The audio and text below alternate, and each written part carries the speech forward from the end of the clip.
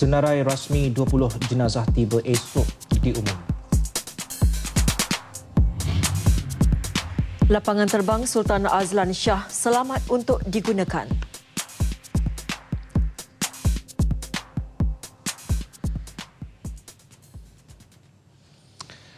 Assalamualaikum dan salam satu Malaysia bersiaran selama sejam. Anda mengikuti kami di Berita Wilayah edisi 21 Ogos 2014 bersama saya Hisham Saleh dan juga saya Nurlela Muhammad Nur. Selain dua tajuk utama tadi, berita-berita lain yang kami bawakan kepada anda petang ini: tetak rakan hingga putus tangan lelaki di penjara 7 tahun. Juga lapangan terbang Sultan Azlan Shah Ipoh kini selamat untuk beroperasi. Baik, kita teruskan dengan fokus utama kita. Senarai penuh berkenaan diumum Menteri Pertahanan Datuk Seri Hishamuddin Tun Hussein selaku pengerusi Jawatan Kuasa Koordinasi Persediaan Pelaksanaan Istiadat Penerimaan Jenazah Warga Negara Malaysia Tragedi MH17.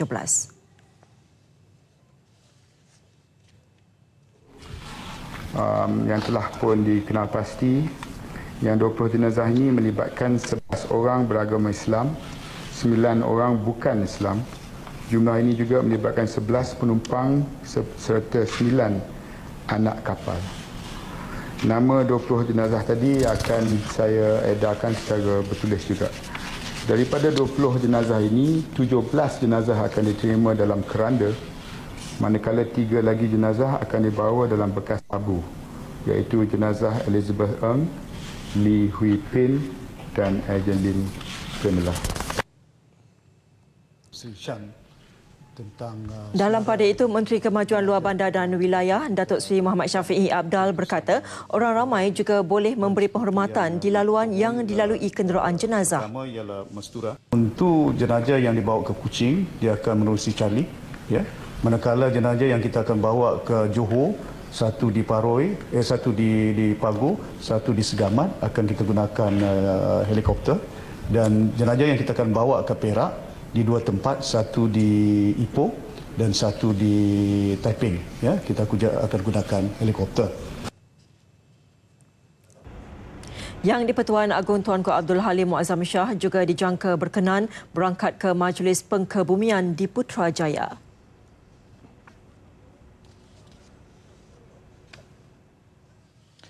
Urusan membawa turun jenazah dari pesawat ke kereta jenazah dijangka mengambil masa 30 minit hingga 45 minit. Jelas Menteri Komunikasi dan Multimedia Datuk Seri Ahmad Syabri Cik, sekiranya berjalan lancar waktu bertafakur adalah seawal 10.30 pagi.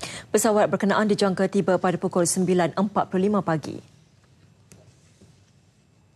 Apabila semuanya selesai, maka semua rakyat Malaysia diminta untuk mendengar pengumuman yang dibuat oleh juruacara di sini, di mana akan diminta supaya semua orang bertafakur, di mana umat Islam membaca Al-Fatihah, yang lain bertafakur selama 1 minit. Sebab itu kita minta supaya seluruh rakyat seluruh negara di rumah, di pejabat, dalam perjalanan, dalam kenderaan dan sebagainya untuk menghentikan kenderaannya, kerana secara simboliknya kita akan dilihat secara bersatu. 5 lokasi utama yang menjadi mercu tanda negara akan menjadi lokasi tumpuan semasa waktu bertafakur. Ia adalah Jambatan Pulau Pinang, Hadapan Bangunan Sultan Ahmad Samad, KLIA, KLIA 2 serta Kompleks Custom, Immigration dan Kuarantin Bangunan Sultan Iskandar CIQ Johor Bahru. Dalam pada itu, Menteri Pembangunan Wanita, Keluarga dan Masyarakat Datuk Seri Rohani Abdul Karim menjelaskan waris penumpang dan anak kapal telah menyampaikan hasrat mereka untuk tidak ditemu bual media. Ia bagi menghormati privasi mereka. Akan juga sampai besok. Sementara itu, 2 lagi jenazah warga Malaysia telah dikenal pasti, menjadikan jumlah keseluruhan sehingga kini adalah 30 orang. Baki jumlah jenazah itu dijangka dibawa pulang pada sesi selanjutnya Ahad ini. Baki jumlah jenazah itu dijangka dibawa pulang pada sesi selanjutnya Ahad ini. Dan pada besoknya kita akan bawa balik 20. Dan selepas itu kita akan teruskan lagi membawa balik jenazah-jenazah yang selebihnya. Sesi yang selanjutnya adalah pada 24 hari bulan Ogos, iaitu kita akan mengadakan satu lagi majlis yang sama untuk menerima jenazah yang selebihnya. Kita anggarkan pada sampai sekarang lebih kurang 2 telah pun siap untuk boleh dikembalikan pada 24 hari bulan Ogos. Dan kita akan maklumkan kepada semua bila acara yang seterusnya dari masa ke semasa berhubung dengan jenazah akan kembali ke tanah air kita. Jumlah penumpang Malaysia yang menaiki pesawat MH17 itu adalah seramai 43 orang. Sementara itu, sebaik tiba esok dua daripada jenazah iaitu Muhammad Ali Muhammad Salim dan Hasni Hardi Parlan akan dibawa ke kampung halaman masing-masing di Johor menggunakan helikopter. Timbalan Setiausaha Kerajaan Johor Norizan Kulok berkata, kedua-dua jenazah berkenaan akan dibawa ke Institut Kemahiran Belia Negara IKBN Pagoh dan satu lagi di Segamat. Dalam satu kenyataan, Norizan menjelaskan kedua-dua jenazah berkenaan akan dibawa ke Masjid IKBN Pagoh dan Masjid Jamik Segamat untuk disembahyangkan sebelum dibawa ke rumah keluarga masing-masing. Seterusnya, kedua-dua jenazah akan dibawa ke tanah perkuburan untuk dikebumikan. Timbalan Perdana Menteri Tan Sri Muhyiddin Yassin dan Menteri Besar Datuk Seri Muhammad Khalid Nordin akan menyambut ketibaan jenazah Muhammad Ali di IKBN Pagoh, manakala Speaker Dewan Negeri Tan Sri Muhammad Aziz serta 3 Exco Kanan Kerajaan Negeri akan menyambut jenazah Hasni di Segamat.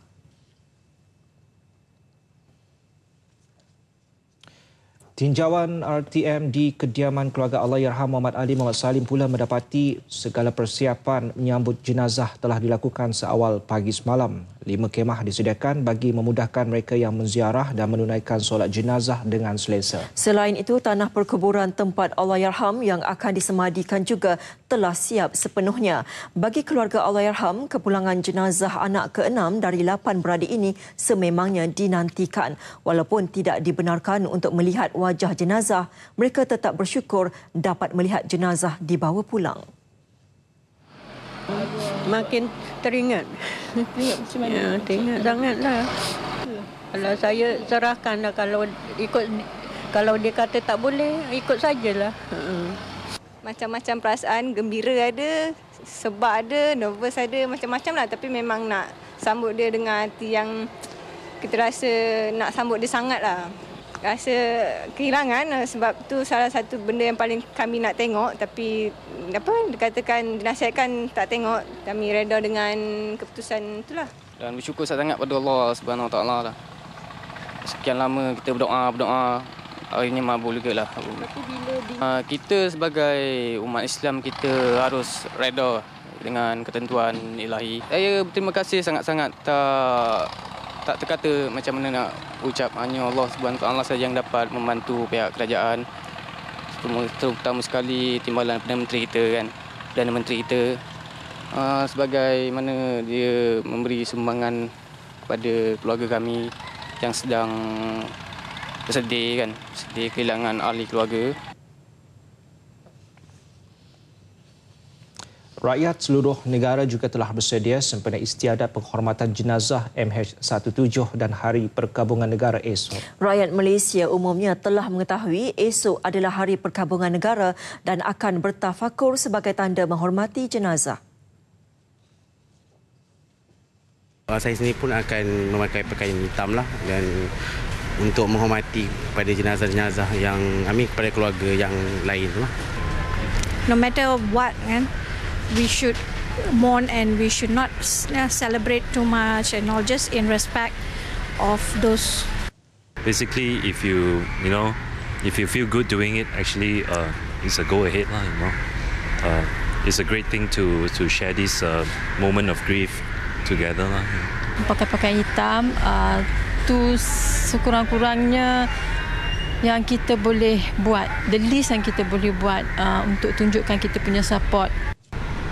Baguslah kerana yang ini untuk respect yang itu semua yang pass away kat MH17. Seluruh masjid diminta untuk mengadakan solat jenazah gaib selepas solat Jumaat esok sempena istiadat penghormatan jenazah tragedi pesawat MH17. Menteri di Jabatan Perdana Menteri Datuk Seri Jamil Khair Baharom berkata, solat jenazah gaib akan diadakan serentak dengan solat jenazah hadir yang diadakan khusus untuk menerima jenazah bagi disolat sebelum dikebumikan. Datuk Seri Jamil berkata setibanya jenazah di Malaysia yang diberikan penghormatan negara, solat jenazah hadir dan solat jenazah gaib akan diadakan secara serentak di seluruh negara selepas solat Jumaat. Solat jenazah hadir khusus bagi masjid yang menerima jenazah untuk tujuan disolatkan pada waktu ketibaan jenazah di destinasi pengkebumian. Manakala solat jenazah gaib pula katanya boleh diadakan sebaik sahaja mendengar maklumat jenazah telah dimandi dan dikafankan. Beliau berkata bagi tujuan penyelarasan, solat jenazah gaib peringkat negara akan diadakan secara langsung di Masjid Putrajaya.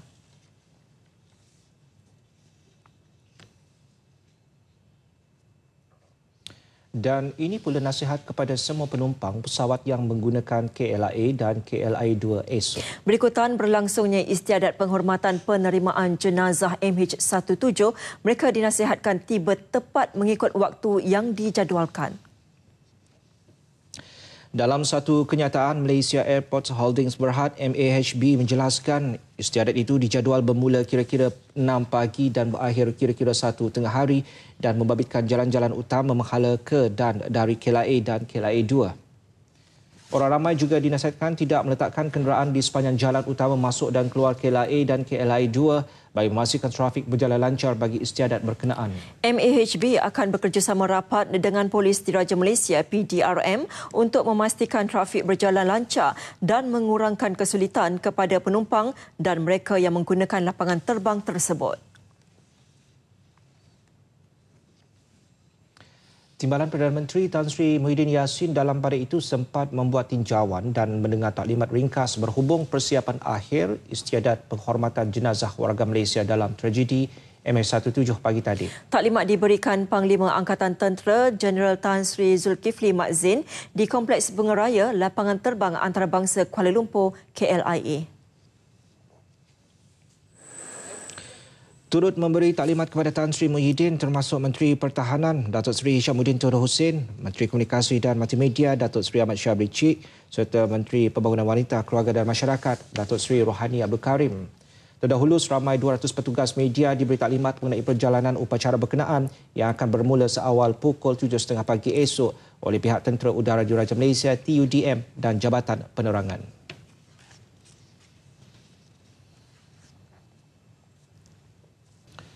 Projek pembangunan pangkalan udara baharu Tentera Udara Diraja Malaysia TUDM di Sendayan Negeri Sembilan dijangka siap sepenuhnya pada penghujung 2016. Sebaik siap, projek yang dibangunkan di kawasan berkeluasan 300 hektar itu akan mula beroperasi pada awal 2017. Menurut Panglima TUDM Jeneral Tan Sri Rozali Daud, pangkalan udara terbaru itu akan menjadi pusat latihan ikhtisas bagi melatih pegawai dan anggota TUDM dalam bidang logistik, pentadbiran dan pengurusan. Ia sekaligus dapat memperkemas lagi struktur pendidikan ketenteraan yang profesional. Apa yang kita nak laksa pangkalan udara Subang Senayan ni memberi peluang kepada TUDM selagi untuk unit-unit institusi apa ni training establishment kita yang ada di Kuantan, ada di Ipoh, ada di Alustar dan sebagainya, Kirara, Subang dan sebagainya, membuat kita bawa ke satu tempat. Sebagai tunggak utama pemerintahan kepada semua pusat latihan dalam TUDM, ia juga akan menempatkan kuartus keluarga pegawai dan anggota, bangunan pentadbiran, kawasan rekreasi serta kemudahan sukan termasuk stadium mini.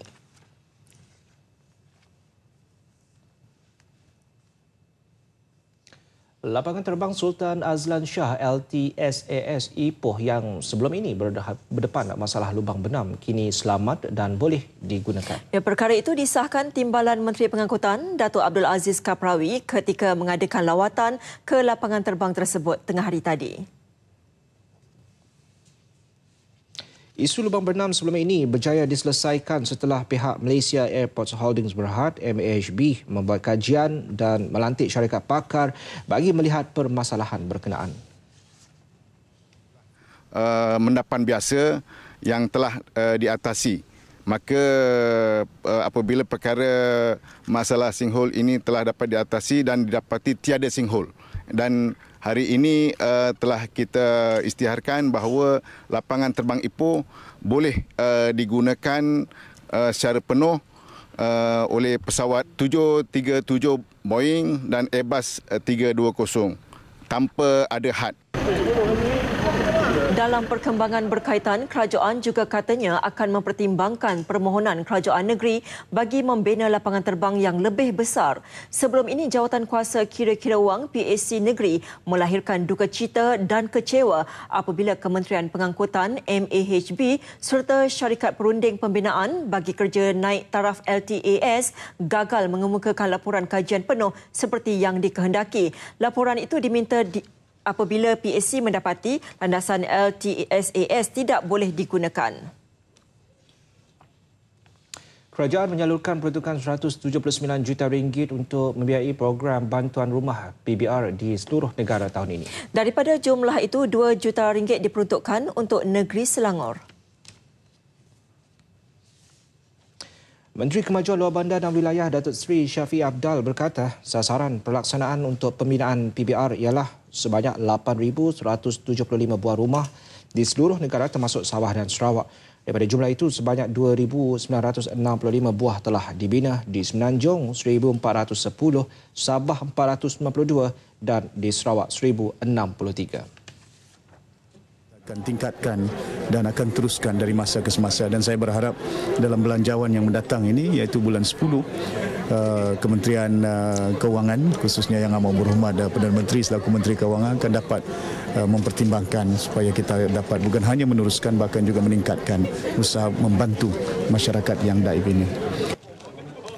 Beliau berkata demikian kepada pemberita selepas merasmikan Majlis Penghayatan Kemerdekaan Kementerian Kemajuan Luar Bandar dan Wilayah 2014 di Kancung Darat Banting dekat Kuala Langat. Di Selangor, sebanyak 142 buah PBR disasarkan dan daripada jumlah itu 60 buah unit rumah telah dibaik pulih. Program PBR ini menyediakan bantuan keuangan dan pengurusan bagi membolehkan kumpulan sasar mendiami rumah yang lebih selamat dan selesa kepada golongan miskin tegar. Kes kencing tikus atau leptospirosis di Pahang tidak membimbangkan. Walaupun jumlah kes meningkat, ia bagaimanapun terkawal. Exco Negeri Pahang, Datuk Nurul Azali Sulaiman menasihatkan orang ramai agar tidak panik. Sebenarnya kita tak boleh nak menyimpulkan peningkatan yang ada dalam trend 3 tahun itu sebagai satu perkara yang terlalu serius, kerana kita kena faham penyakit ini baru diwatakan sebagai penyakit daripada salah satu daripada 27 penyakit yang mesti dilaporkan. Tahun lalu, kes kencing tikus di seluruh negeri mencatat 277 kes berbanding 163 pada 2012 dan 135 kes tahun sebelumnya. Antara daerah yang mencatat kes berlakunya penyakit tersebut ialah Kuantan, Jerantut, Lipis, Pekan, Maran dan Temerloh. Beliau berkata demikian kepada pemberita selepas Majlis Sambutan Hari Sedunia bagi Keselamatan dan Kesihatan peringkat Perkeso Negeri Pahang di Kuantan. Polis Johor berjaya menumpaskan sebahagian ahli kumpulan sindiket samun, pecah dan curi kenderaan di sekitar Johor Bahru Selasa lalu. Ahli sindiket yang dianggotai 2 lelaki dan 2 wanita itu disyaki terlibat dalam 16 kes samun tepi jalan, 4 kes pecah kereta dan 5 kes curi motorkar di sekitar Johor Bahru dan Kota Tinggi. Kesemua mereka tertangkap hasil kejayaan polis Johor memberkas salah seorang daripada mereka selepas menyamun seorang mangsa di Taman Pelangi Johor Bahru pada hari yang sama. Hasil siasatan, polis turut merampas sebuah kereta, wang tunai RM1,069, 6 telefon bimbit, peralatan pecah rumah serta beg mengandungi beberapa kad bank. 16 kes samun tepi jalan, 4 kes pecah kereta, 5 kes curi motorkar di kawasan pentadbiran IPD Johor Bahru Selatan, Seri Alam dan Kota Tinggi. Jadi pihak polis masih lagi menjalankan siasatan dan kita percaya kumpulan ini masih ada lagi yang berbaki yang masih belum ditangkap dan pihak kami sedang mengesan. Kesemua yang ditahan positif dadah jenis metafetamin, manakala salah seorang suspek turut mempunyai 7 rekod jenayah dan dadah. Kes disiasat mengikut Seksyen 392 Kanun Keseksaan yang membawa hukuman penjara sehingga 14 tahun, denda serta sebat. Mereka turut disiasat mengikut Seksyen 332 Kanun Keseksaan dan boleh dihukum penjara 3 tahun, denda atau kedua-duanya sekali jika sabit kesalahan.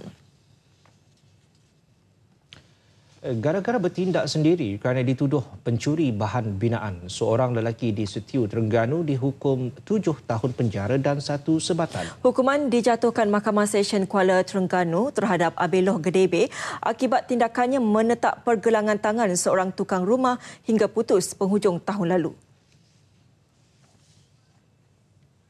Hakim Mahkamah Sesyen Muhammad Azhar Osman menjatuhkan hukuman tersebut terhadap Abeloh atau Abdullah Ali, 36 tahun dari Kampung Gong Terap 2, Permaisuri, Setiu, selepas dia mengaku bersalah di bawah Seksyen 326 Kanun Keseksaan.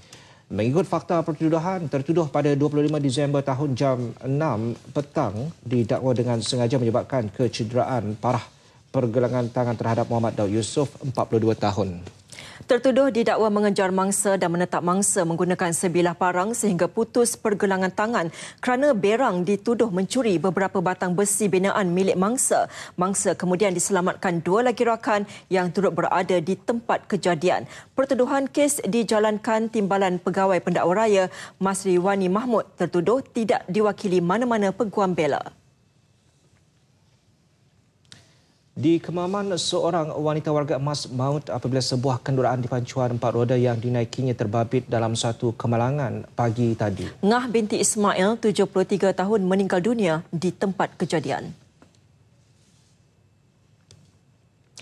Dalam kejadian kira-kira jam 10.30 pagi itu, kenderaan yang dipandu suaminya terbabas sebelum terjunam ke dalam gaung sedalam kira-kira 5 meter dan melanggar sebatang pokok kelapa sawit. Kejadian berlaku di selekoh kilometer 117.44 Jalan Jerangau Jabur, berdekatan Kampung Padang Kubu Kemaman. Mangsa dikatakan mengalami kecederaan dalaman akibat kesan kemalangan itu dan meninggal dunia di atas tempat duduk hadapan. Mayat mangsa dihantar ke Hospital Kemaman untuk bedah siasat sebelum dituntut ahli keluarganya.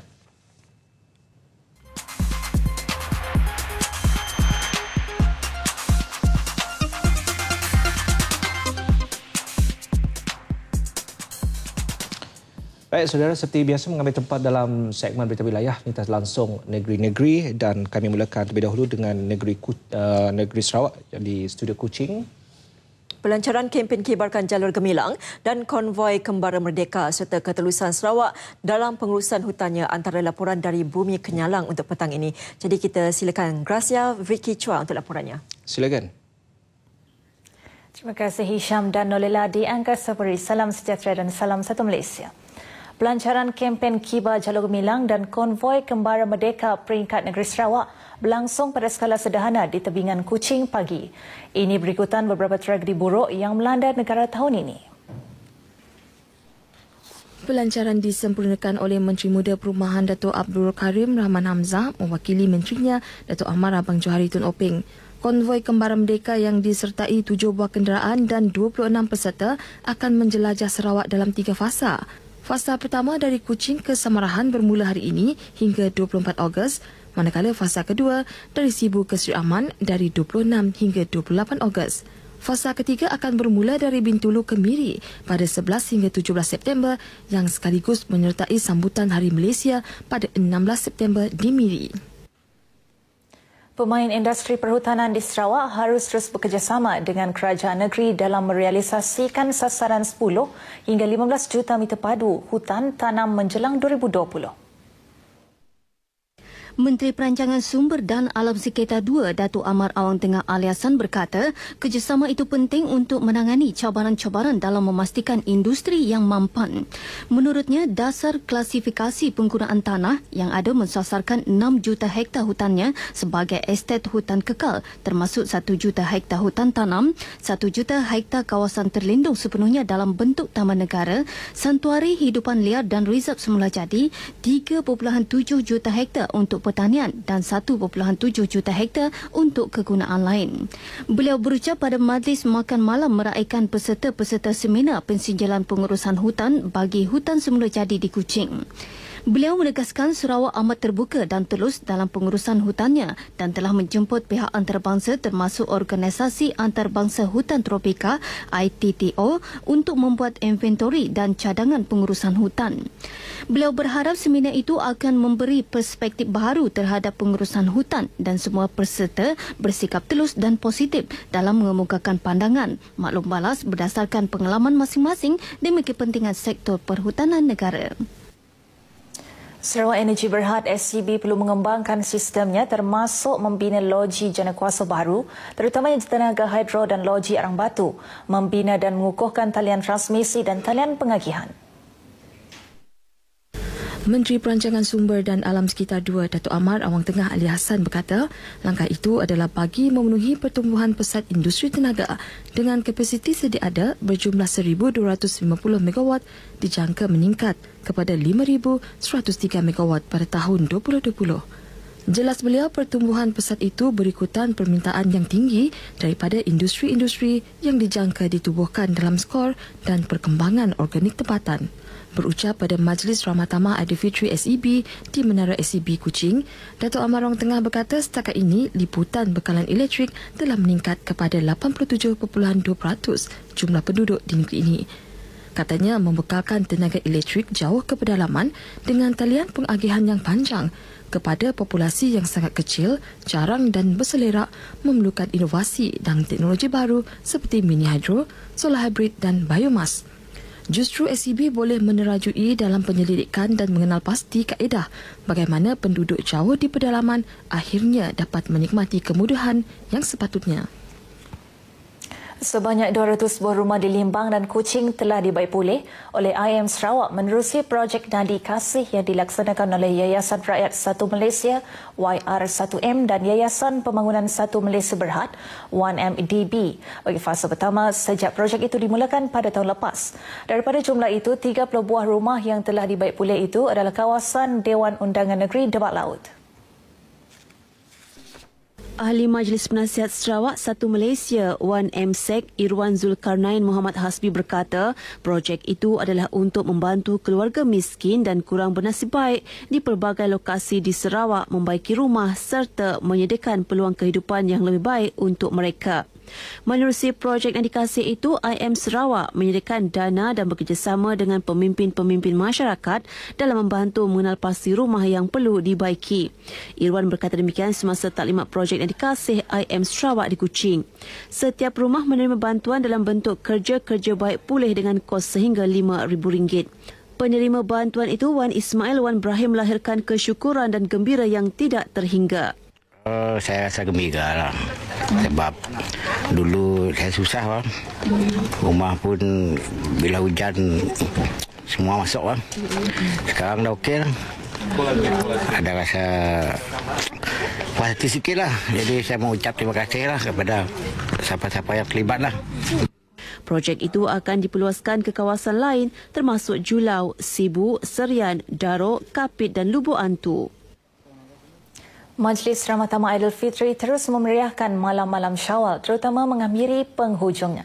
Di Kuching, Yayasan Sarawak meneruskan tradisinya dengan penganjuran majlis berkenaan di Kompleks Pusat Pembangunan Pendidikannya malam tadi.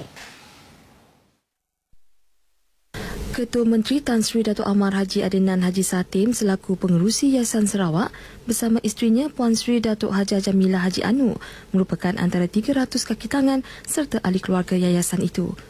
Turut hadir timbalan Ketua Menteri Tan Sri Afid Syapu bersama isteri, Menteri Pembangunan Tanah Tan Sri Dr. James Jebut Masing, Speaker Dewan Undangan Negeri Datuk Amar Muhammad Asfia Awang Nasar dan Menteri Muda Pembangunan Perindustrian Datuk Peter Nansian Ngusi. Sementara itu, kehadiran orang ramai turut memeriahkan majlis serupa anjuran Harakah Islamiah Hikmah di Dewannya yang berkonsepkan santai. Sebanyak 17 gerai daripada agensi dan NGO Islam termasuk Pembangkang Islam menyediakan juadah hari raya.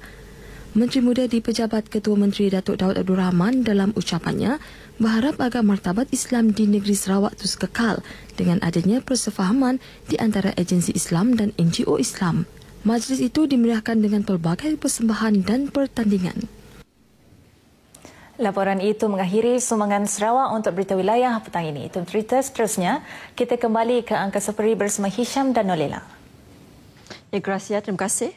Baik, Norella dan juga saudara, kita kembali terlebih dahulu kepada perkembangan tragedi MH17. Rakan penyampai Ivan Toh di The Hague, Belanda memberi isyarat baru untuk melaporkan perkembangan terkini. Jadi Ivan, teruskan dengan laporan.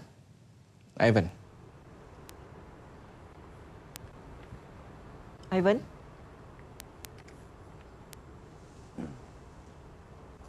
Baik, saya akan bawakan sedikit perkembangan dari Belanda ini kepada anda untuk hari penghantaran pulang jenazah warga Malaysia ke tanah air.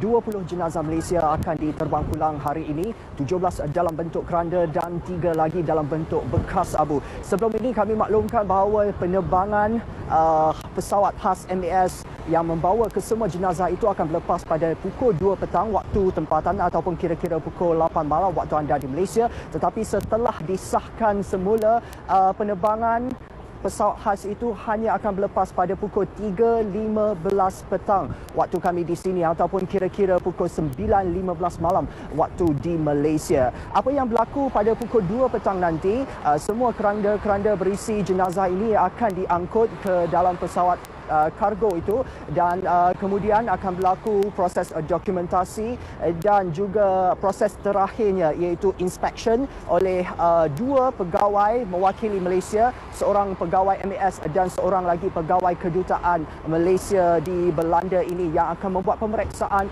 dan penilaian terakhir sebelum pesawat itu dibenarkan berlepas ke tanah air.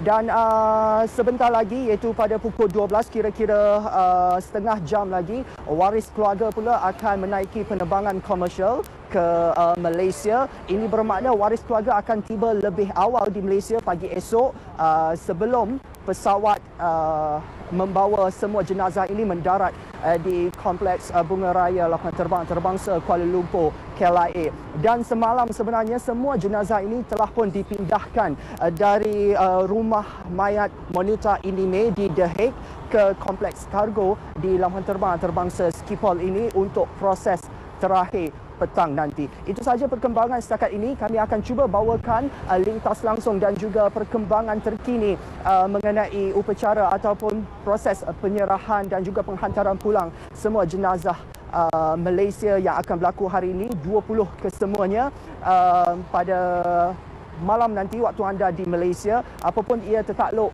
kepada kebenaran oleh pihak berkuasa lapangan terbang ini. Kami masih lagi berurusan tentang kebenaran itu.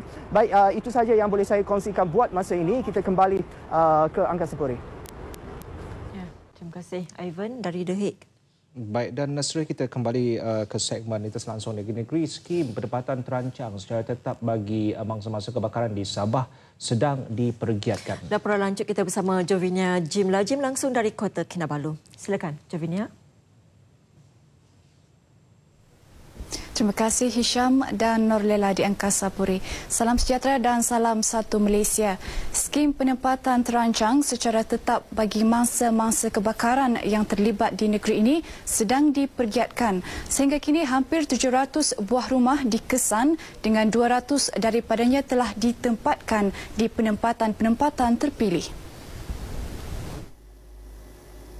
Menteri Pembangunan Masyarakat dan Hal Ehwal Pengguna Dato' Haja Jainab Ahmad Aid berkata bukan sahaja mangsa-mangsa kebakaran yang diberi perhatian kementeriannya, sebaliknya golongan kurang bernasib baik yang memerlukan penempatan juga turut diberi perhatian. Jadi kita telah ada membina lah. Kita membina rumah tapi saya rasa dekat 500 rumah masih lagi perlu dibina. Itu mangsa kebakaran. Lain lagi rumah yang daif, yang orang susah, orang yang tidak mampu, rumah mau rubuh, perlu juga kita beri perhatian. Beliau ditemui selepas menyampaikan sumbangan kepada mangsa kebakaran di Kampung Gentisan awal Syawal lalu. Dalam perkembangan sama, Dato' Jainab mahu penduduk setempat menitik beratkan soal keselamatan diri dan tempat tinggal. Katanya sikap dan kelalaian manusia serta sistem pendawaian yang tidak betul merupakan faktor utama berlakunya kejadian seperti kebakaran. Ini kerana mereka mahu mengurangkan kos pemasangan elektrik dengan memilih kontraktor tidak berdaftar atau melakukan sendiri pendawaian. Dalam majlis itu, seramai 35 mangsa kebakaran telah menerima bantuan berupa barangan keperluan harian. Jabatan Kecemasan dan Trauma Hospital Queen Elizabeth kini dilengkapi pelbagai peralatan yang lebih canggih bagi menyediakan perkhidmatan yang lebih baik dan efisien.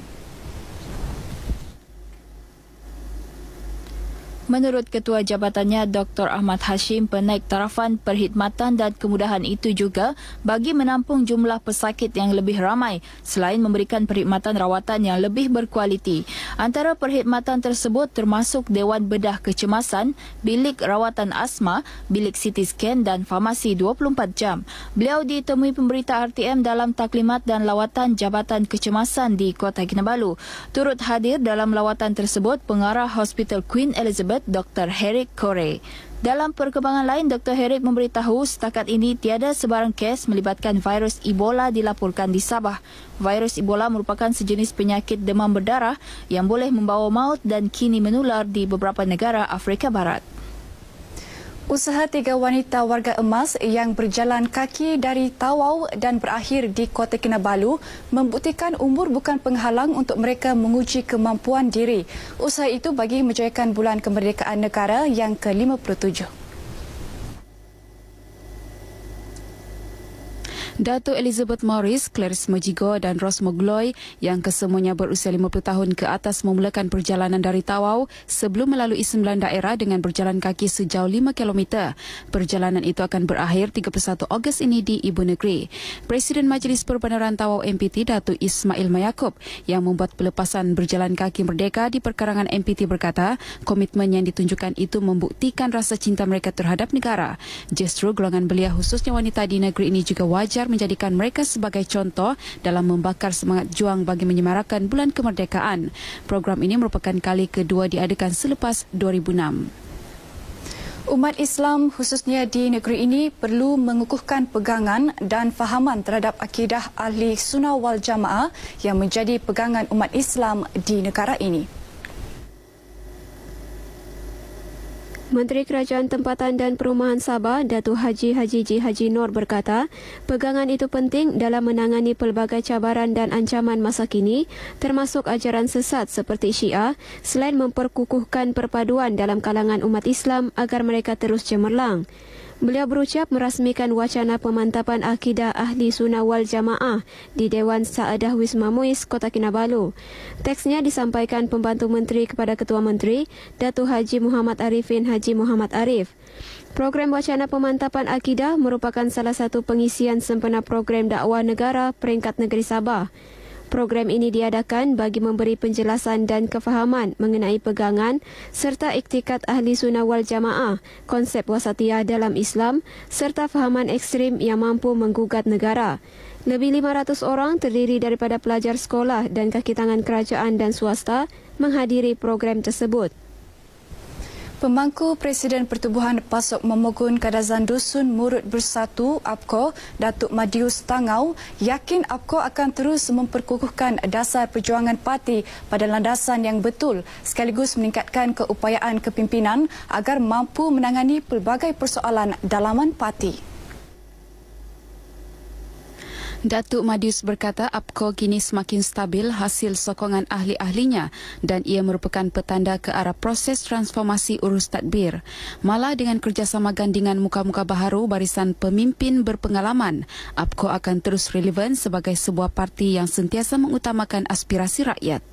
Kita telah mengurak langkah untuk kembali dan semua pihak-pihak yang terlibat dalam pemilihan itu kita pun telah bersetuju supaya kita dapat mengutamakan hal-hal perpaduan dan kesatuan.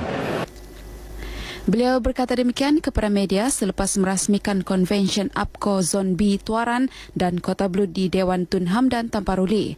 Konvensyen yang dihadiri 1,400 anggota parti itu melibatkan jawatan kuasa pusat daerah mengundi Kiulu, Tamparuli, Sulaman dan Kota Blud serta ahli majlis tertinggi APKO dan pemimpin pergerakan wanita, pemuda dan kemulakan. Dengan itu, sekian paparan berita dari Sabah petang ini. Kembali bersama Hisham dan Norlela di Angkasa Puri. Silakan. Ya, terima kasih Jovinia. Baik, selain Sabah dan Sarawak, Perlis juga tidak ketinggalan menyumbang laporan lintas langsung negeri-negeri. Jadi terus saja bersama Nur Aziah Ahmad untuk perkembangan berita dari Utara Semenanjung. Silakan. Terima kasih rakan penyampai di Angkasa Puri. Assalamualaikum dan salam satu Malaysia. Baiklah saudara, kita teruskan bahan berita wilayah dari Perlis untuk petang ini. Hampir 1 tan dadah yang dirampas ibu pejabat polis daerah Kanga semenjak tahun 2002 hingga 2012 dimusnahkan pagi tadi. Nilai dadah yang dimusnahkan itu dianggarkan hampir RM2 juta. Kesemuanya melibatkan 423 kes berkaitan narkotik yang selesai melalui proses perundangan mahkamah. Menurut Ketua Polis Daerah Kanga, Superintenden Abdul Rahman Muhammad Nordin, turut dimusnahkan barang kes berkaitan dengan kes Akta Racun 1952 seperti cecair dan daun ketum kerana kesalahan tersebut masih tertakluk kepada akta berkenaan yang dikendalikan oleh bahagian siasatan jenayah narkotik. Bagi pihak IPD Kanga mengucapkan tahniah dan juga syabas kepada pihak Jabatan Narkotik kerana pembenterasan dan juga maklumat yang diterima daripada orang-orang awam. So kita menasihatkan kepada orang-orang awam supaya sentiasa memberi maklumat, sentiasa memberi kerjasama kepada pihak polis dalam membenteraskan kegiatan dadah. Menyentuh mengenai penyalahgunaan daun ketum, beliau menasihatkan ibu bapa agar bekerjasama dengan pihak polis dalam membendung gejala berkenaan. Tambah beliau, masyarakat perlu tampil memberi maklumat kepada pihak polis di dalam membantu proses siasatan dan juga pendakwaan. Kemakmuran yang kita kecapi ketika ini adalah hasil pengorbanan pejuang kemerdekaan terdahulu. Dengan pengorbanan mereka, maka lahirlah kecintaan demi negara tercinta. Begitu jugalah yang ingin dizahirkan oleh penduduk kampung Surau Tambun Tulang Perlis yang menggembeling tenaga memasang jalur gemilang di sekitar kampung mereka. Mereka bergotong royong memasang hampir 6,000 jalur gemilang melibatkan rumah kediaman, premis kerajaan dan juga pintu gerbang kampung mereka. Kami pagi ini gotong royong sama-sama kami, ada yang muda, ada yang tua. Kami gotong royong untuk mencantikkan kampung lah. Pasang bendera tepi jalan kan bagi nampak kata meriah sikit. Sambutan untuk sempena kemerdekaan nanti ya. Dengan tema Malaysia, di sini lahirnya sebuah cinta. Penduduk kampung tidak melepaskan peluang melahirkan kecintaan demi tanah air walaupun bagi mereka pengorbanan yang dizahirkan oleh pejuang kemerdekaan amat jauh berbanding dengan apa yang dilakukan mereka. Bila menjelang yang bulan Ogos, kami akan terus memasang bendera pasal dia menjadi satu tradisi dalam masyarakat kampung Surau ni. Untuk menjimatkan kos, penduduk kampung menebang buluh untuk dijadikan pancang memacak jalur gemilang. Satu hari ikut dia orang nak pasang, saya tebang satu hari dalam 100. 100 petang. 100 petang, 100 bendera. Setiap hari. Setiap hari. Start daripada beberapa bulan itu sampai ke hari ini. Di sini bermulanya cinta. Membuat roti canai dan teh tarik sendiri. Itu antara pengalaman menarik yang dirasai peserta Asia Summer Program ASP yang berkampung di Universiti Malaysia Perlis UNIMAP selaku tuan rumah kali ini. Timbalan Pengerusi ASP 2014 Syafiq Hizwari Mat Hashim berkata, aktiviti yang disusun sepanjang program ASP 2014 itu bertujuan memperkenalkan budaya tempatan kepada pelajar antarabangsa yang terlibat. Beliau yakin menerusi aktiviti yang dianjurkan, pelajar-pelajar akan lebih bersemangat dan boleh bekerjasama walaupun berbeza budaya. Menurutnya, walaupun para pelajar yang datang ke program ASP ini kebanyakannya dari negara-negara Asia, namun tidak semua mengenali budaya Malaysia. Justru pemilihan roti canai dan teh tarik sebagai aktiviti bagi memperkenalkan makanan rakyat Malaysia amat bertepatan kerana kedua-duanya merupakan kegemaran masyarakat berbilang kaum di negara ini dan ia mudah dipelajari. Ini merupakan salah satu aktiviti yang mana kita ingin memperkenalkan kebudayaan dan juga budaya tempatan kepada pelajar-pelajar asing. Jadi mungkin semua dah maklum kita di sini mempunyai pelajar-pelajar daripada 28 buah negara dan lebih kurang 12 negara, 28 buah universiti dan 230 pelajar keseluruhannya. Jadi yang mana walaupun kebanyakannya daripada Asia namun begitu masih belum cukup kenal tentang budaya-budaya rakan-rakan yang mungkin serumpun dan juga daripada Asia itu sendiri. Bagi peserta, pengalaman membuat roti canai dan teh tarik merupakan pengalaman menarik. Sebelumnya di Surabaya pernah makan, tapi cuma satu kali dan ya first time. Ya. Macam mana pengalaman buat roti canai ini? Ya, kind of hard. Yeah, but it's fun. I like roti canai.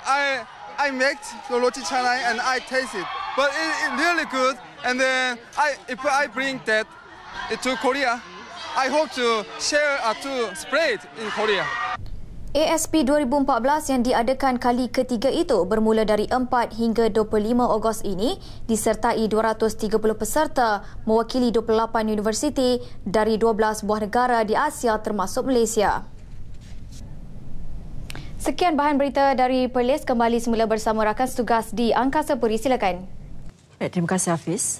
Dan kita teruskan dengan perkembangan sukan. Skuad bola sepak negara berdepan laluan getir di Sukan Asia Incheon selepas diundi bersama tuan rumah Korea Selatan serta naib juara 1986 Arab Saudi dan Laos dalam kumpulan A. Malaysia akan diwakili pasukan bawah 23 tahun kendalian jurulatih Dato' Ong Kim Swee. Berdasarkan undian yang berlangsung di Incheon itu, Harimau Melaya berdepan laluan sukar untuk merebut 2 slot teratas kumpulan A dan marah ke pusingan berikutnya. Korea adalah juara 3 kali dengan kali terakhir memenanginya pada 1986 di laman sendiri dengan Arab Saudi selaku finalis. Penyandang juara Jepun diundi dalam kumpulan D bersama Kuwait, Iraq dan Nepal, manakala penyandang juara Piala AFF Singapura diundi dalam kumpulan C bersama Oman, Palestin dan Tajikistan. Selain itu, 2 kuasa besar bola sepak Asia Tenggara, Thailand dan Indonesia diundi dalam kumpulan E bersama Maldives dan Timor Leste. Sasaran kali ini layak ke suku akhir lebih baik berbanding pusingan kedua semasa di Guangzhou, China 4 tahun lalu. Pencapaian terbaik negara di Sukan Asia ialah pada 1962 dan 1974 apabila memenangi gangsa. Perlawanan pertama kumpulan A dijadualkan pada 14 September depan dan final pada 3 Oktober. Pemain hoki remaja Muhammad Faiz Helmi Jali dan atlet angkat berat remaja Nur Hasidah Abdul Halim dinobat sebagai olahragawan dan olahragawati Sukan Johor 2013. Dan kedua-dua pemenang menerima wang tunai sebanyak RM5,000, piala serta sijil. Menepikan 6 calon lain termasuk pemanah negara Muhammad Haziq Kamarudin yang merupakan olahragawan Sukan Johor sebanyak 2 kali pada tahun 2011 dan 2012. Atlet berusia 22 tahun ini dipilih berdasarkan beberapa kejayaan pada tahun lalu seperti mewakili negara ke kejohanan remaja dunia di India, kejohanan hoki Piala Sultan Johor dan kejohanan Liga Hoki Dunia. Terkejut lah, teruja lah dapat daripada kerajaan Johor, dapat anugerah ni, tak sangka. Mungkin ni hadiah yang agak baik pada 2013 ni bagi saya. Memang perasan mungkin kerja lagi kuat lah untuk tahun ni, untuk dapat dalam tim. Nur Hasidah pula yang merupakan pemenang pingat gangsa Sukan C 2013 di Myanmar mengenepikan tentangan sengit daripada penjaga gol hoki negara Farah Ayuni Yahya. Dapat anugerah ni saya akan lebih terus training lah. Memang tak sangka lah akan dapat. Anugerah disampaikan Menteri Besar Datuk Muhammad Khalid Nordin di Pusat Konvensyen Persada Johor Bahru. Selain itu, 13 anugerah lain turut dipertandingkan, antaranya olahragawan dan olahragawati harapan terbaik, penggerak sukan terbaik dan kepimpinan sukan terbaik. Inilah dia, olahragawan dan juga olahragawati negeri Johor.